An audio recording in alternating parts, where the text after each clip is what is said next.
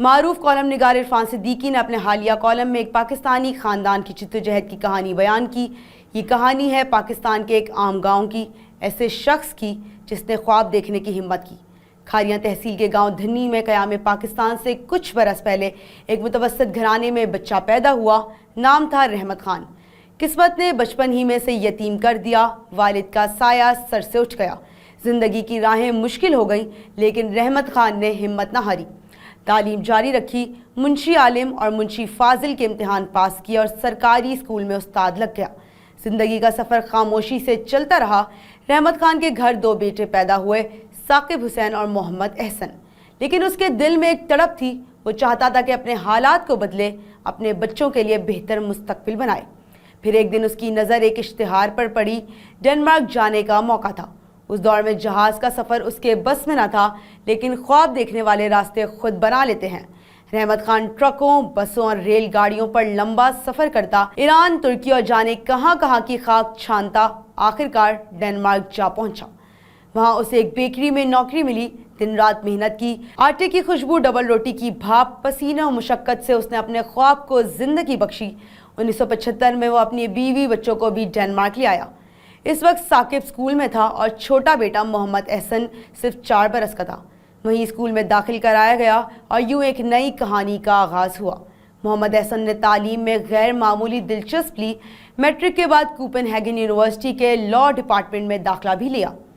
5 سالہ تعلیم مکمل کی اور وکالت کی اعلیٰ سند حاصل کی۔ اس کے بعد اس نے وزارت انصاف میں خدمات انجام دی، وزارت قانون کا مشیر رہا، وزیر اعظم آفس میں قانونی امور کی نگرانی کی اور 5 برس اٹارنی جنرل کے دفتر میں کام کیا۔ پھر ہائی کورٹس میں وکالت بھی کی۔ یہ سفر یہاں رکا نہیں۔ محمد احسن نے نہ صرف وکالت کی بلکہ کوپن ہیگن یونیورسٹی میں پڑھانا بھی شروع کیا۔ اس نے آئین، انسانی حقوق، فوجداری، قوانین، آزادی اطلاعات اور ماحولیاتی امور پر تحقیقی مقالات لکھے۔ وہ محض ایک وکیل یا استاد نہیں رہا، بلکہ دانشور، قانون کے علمبردار کے طور پر پہچانا جانے لگا۔ پھر وہ لمحہ آیا جس کا خواب شاید رحمت خان نے بھی کبھی نہ دیکھا تھا۔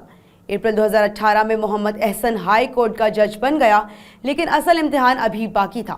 ڈنمارک میں سپریم کورٹ کے جج کے انتخاب کے لیے ایک طویل اور کڑا عمل ہوتا ہے۔ چیف جسٹس اور دیگر جج صاحبان پر مشتمل بورڈ امیدواروں کی درخواستیں دیکھتا ہے، ٹیسٹ لیتا ہے، سخت جانچ پڑتال ہوتی ہے۔ جب 2022 میں ایک نشست خالی ہوئی تو محمد احسن نے بھی درخواست دی۔ تب وہ ہائی کورٹ کا جج تھا۔ اس نے امتحان دیا، مراحل طے کیا اور کامیاب بھی ہو گیا۔ فروری 2023 میں تاریخ رقم ہوئی۔ 364 سالہ تاریخ میں پہلی بار ایک مسلمان ڈنمارک کی سپریم کورٹ کا جج بنا، اور وہ مسلمان تھا محمد احسن۔ پاکستان کے گاؤں دھنی کا بیٹا، رحمت خان کا بیٹا، ایک عام استاد کا بیٹا جو کبھی بیکری میں سوچئے روٹیاں بنایا کرتا تھا، آج یورپ کی ایک بڑی عدالت میں انصاف کی کرسی پر بیٹھا ہے۔ سپریم کورٹ کی عمارت میں جب پاکستانی سفیر اور وفد ان سے ملنے گئے تو نہ کوئی پروٹوکول، نہ سیکیورٹی کے ہجوم، نہ روب و دبدبا، صرف ایک دروازہ کھلا اور خود جسٹس محمد احسن نے مسکرا کر مہمانوں کا استقبال کیا۔ یہ منظر سب کے لیے حیران کن تھا۔ اتنی بڑی عدالت، اتنا بڑا منصب، ہمارے ہاں جج اور اتنی سادگی۔ جسٹس احسن نے بتایا، بولتے نہیں، صرف سنتے ہیں، مقدمات کی فائلیں پڑھ کر آتے ہیں، وکلا کے دلائل سنتے ہیں اور پھر آئین و قانون کے مطابق فیصلہ بھی سناتے ہیں۔ یہ بہت واضح فرق تھا۔ ڈنمارک کی عدالت میں سکون، قانون کی بالادستی اور سادگی بہت نمایاں تھی۔